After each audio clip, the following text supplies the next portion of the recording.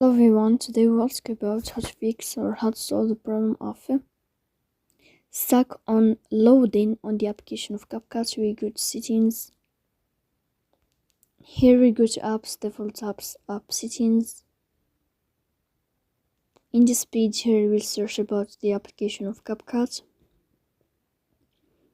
Then this page of app info, you will click on first stop and you will click OK. Here you will enter to the window of storage. Then we click on clear cache, but pay attention, don't click clear data because that can delete your account. Here we go to Play Store. You will search about the application of CapCut. Then you can uninstall your app and you can install it again to fix that problem. So that's all. Don't forget to support us by like and subscribe. See you next time in another video and thank you for your watching.